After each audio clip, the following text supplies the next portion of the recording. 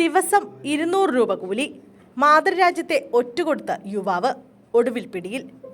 Indian post ഗാർഡിന്റെ കപ്പലുകളുമായി ബന്ധപ്പെട്ട രഹസ്യവിവരങ്ങൾ പാകിസ്ഥാനിലെ ചാരസംഘടനയ്ക്ക് കൈമാറിയ കരാർ തൊഴിലാളിയെ ഗുജറാത്തിൽ തീവ്രവാദ വിരുദ്ധ സേന അറസ്റ്റ് ചെയ്തു.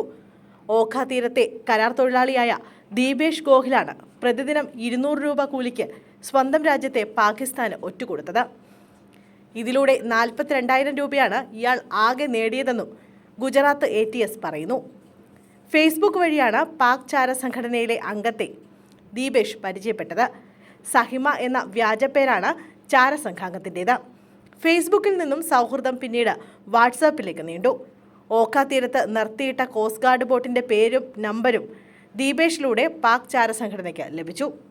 എന്നാൽ വാട്സാപ്പിലൂടെ കോസ്റ്റ് ഗാർഡുമായി ബന്ധപ്പെട്ട വിവരങ്ങൾ പാകിസ്ഥാനിലെ ചാരസംഘടനയ്ക്ക് കൈമാറുന്നു എന്ന വിവരം തീവ്രവാദ വിരുദ്ധ സേന മണത്തറിഞ്ഞു. പിന്നാലെ അന്വേഷണവും തുടങ്ങി. അധികം വൈകാതെ തന്നെ ദീപേഷ് അറസ്റ്റിലായി.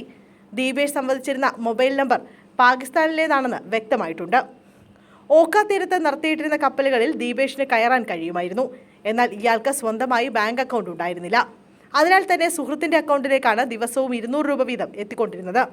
വെൽഡിംഗ് ജോലികൾക്ക് ലഭിക്കുന്ന കൂലിയായിരുന്നു ഇത് എന്നാണ് സുഹൃത്തിനോട് ദീപേഷ് പറഞ്ഞിരുന്നത്. പാകിസ്ഥാൻ നാവികസേനയോ ISIയോ ആയിരിക്കാം ദീപേഷിന് പണം നൽകി വിവരങ്ങൾ ശേഖരിച്ചതെന്നാണ് തീവ്രവാദ വിരുദ്ധ സേനയുടെ വിലയിരുത്തൽ.